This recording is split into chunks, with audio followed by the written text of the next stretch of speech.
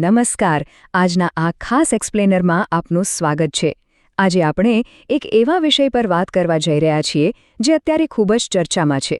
તાજેતરમાં જાહેર થયેલી પીએમ વિકસિત ભારત રોજગાર યોજના વિશે તો કદાચ સાંભળ્યું જ હશે. આજના વિશ્લેષણમાં ખાસ કરીને પહેલી જ વાર નોકરી શોધતા યુવાનો માટે આ યોજનાના લાભો કેવી રીતે મેળવવા તેનો સંપૂર્ણ અને સ્ટેપ બાય સ્ટેપ રોડમેપ તૈયાર કરવામાં આવ્યો છે. તો ચાલો કોઈપણ જાતના વિલંબ વિના આખી પ્રક્રિયાને એકદમ સરળ ભાષામાં સમજીએ. 1,00,000 કરોડ રૂપિયા. જી હા, એકદમ સાચું સાંભળ્યું. આ ખાલી કોઈ નાનો સૂનો આંકડો નથી. સરકારે આ યોજના માટે આટલું મોટું અને પ્રચંડ બજેટ ફાળવ્યું છે. હવે આ માત્ર એક રકમ નથી, પણ દેશના યુવાનોને ઔપચારિક રોજગાર ક્ષેત્રમાં એટલે કે ફોર્મલ સેક્ટરમાં લાવવા માટેની એક ઐતિહાસિક અને ખૂબ જ મહત્વાકાંક્ષી પહેલ છે. આટલા મોટા બજેટનો સીધો અને સિમ્પલ અર્થ એ છે કે લાખો યુવાનોને આનો સીધો લાભ મળવાનો છે. પણ ચાલો આ મોટા આંકડાને થોડો પર્સનલ લેવલ પર લાવીએ. જો કોઈ યુવાન પહેલીવાર નોકરી શરૂ કરે છે તો તેને સીધા જ 15,000 રૂપિયાનો આર્થિક ફાયદો મળી શકે છે. અને ના, આ કોઈ લોન નથી કે ઉધાર નથી જે પાછા આપવા પડે. આ તો કારકિર્દીની શરૂઆતમાં મળતું એક સીધું પ્રોત્સાહન છે. નોકરીની શરૂઆતમાં જે થોડી આર્થિક ખેંચતાણ અનુભવાય છે ને તેને દૂર કરવા માટે આ 15,000 રૂપિયાનો ટેકો બહુ મોટી રાહત બની શકે છે. તો આજના આ એક્સપ્લેનરમાં આપણે આ 5 મુખ્ય મુદ્દાઓ પર ફોકસ કરીશું. 1. આ 15,000 રૂપિયાવાળી જોબ સીકર સ્કીમ શું છે? 2. એના માટે પાત્રતાના માપદંડો શું છે? 3. રજિસ્ટ્રેશન પ્રક્રિયા. 4. પેમેન્ટ પ્રક્રિયા. અને છેલ્લે 5. કંપનીઓ માટે આમાં શું ફાયદો છે? ચાલો સીધા જ વિભાગ 1 તરફ આગળ વધીએ. આ 15,000 રૂપિયાની જોબ સીકર સ્કીમ અને તેની સીધી સહાય. હવે આમાં સૌથી બેસ્ટ પાર્ટ ખબર છે શું છે? આ રકમ મેળવવા માટે કોઈ વચેટિયા પાસે જવાની બિલકુલ જરૂર નથી. અહીં ડાયરેક્ટ બેનિફિટ ટ્રાન્સફર એટલે કે ડીબીટીનો ઉપયોગ થાય છે. આનો સીધો અર્થ એ છે કે 15,000 રૂપિયાની રકમ કોઈ કંપની કે બોસના હાથમાં ગયા વિના સીધી જ કર્મચારીના બેંક ખાતામાં જમા થશે.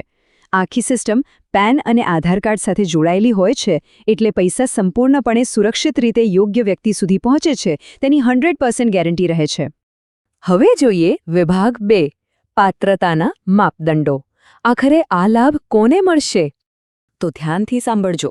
આ લાભ લેવા માટે આ 3 કડક શરતો પૂરી કરવી અનિવાર્ય છે. પહેલી શરત, ઉમેદવારનું પીએફ એટલે કે ઈપીએફઓમાં આ પહેલું જ રજિસ્ટ્રેશન હોવું જોઈએ. જો અગાઉ ક્યારે પીએફ ખાતું ખુલ્યું હોય તો આ લાભ નહીં મળે. બીજી શરત, આ રજિસ્ટ્રેશન 1 ઓગસ્ટ 2025થી 31 જુલાઈ 2027ની વચ્ચે જ થયેલું હોવું જોઈએ. અને ત્રીજી શરત, નોકરી શરૂ કરનાર ઉમેદવારનો માસિક પગાર 1,00,000 રૂપિયાથી ઓછો હોવો જોઈએ. બસ આ 3 શરતોમાં ટીક લાગે એટલે કામ થઈ ગયું સમજો. હવે આવે છે સૌથી પ્રેક્ટિકલ વાત. વિભાગ 3.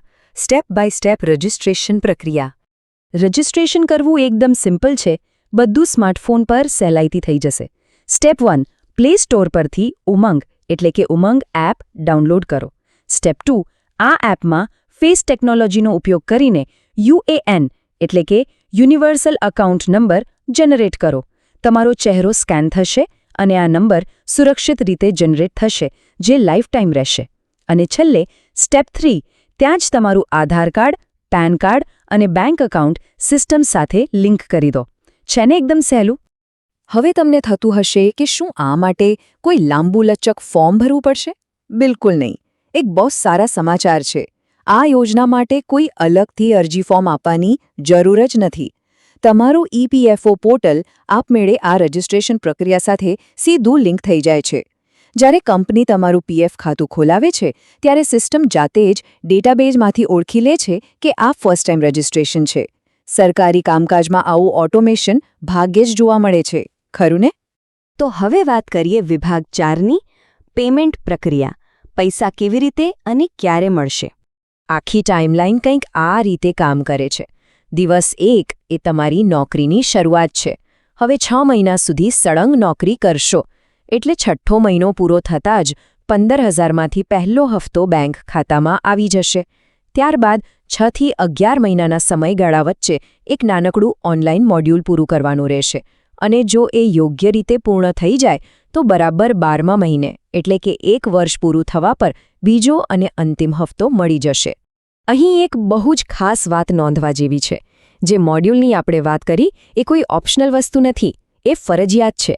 આ ફાઇનાન્શિયલ લિટરેસી મોડ્યુલ ઉમંગ એપ પર જ ઉપલબ્ધ હશે. આમાં તમારે બચત કેવી રીતે કરવી, રોકાણ ક્યાં અને કેવી રીતે કરવું તેના વિડીયો જોવા પડશે અને અમુક ક્વિઝ પાસ કરવી પડશે.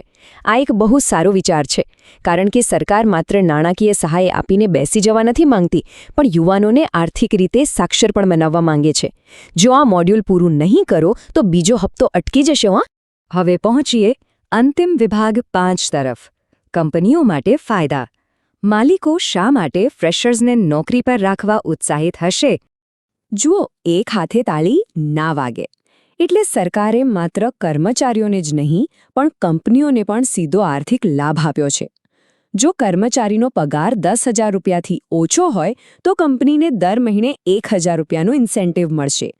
10,000થી 20,000ના પગાર પર 2,000 રૂપિયા અને 20,000થી 1 લાખ સુધીના પગાર પર દર મહિને 3,000 રૂપિયાનું પ્રોત્સાહન મળશે. અને સૌથી મોટી વાત, આ ઇન્સેન્ટિવ પૂરા 2 વર્ષ સુધી મળી શકે છે. આ જ કારણ છે કે હવે કંપનીઓ પહેલીવાર નોકરી શોધતા યુવાનોને સામેથી હાયર કરવા માટે ખૂબ જ ઉત્સાહિત રહેશે. અલબત્ત, આ ફાયદો લેવા માટે કંપનીઓએ પણ થોડા નિયમો પાડવાના રહેશે.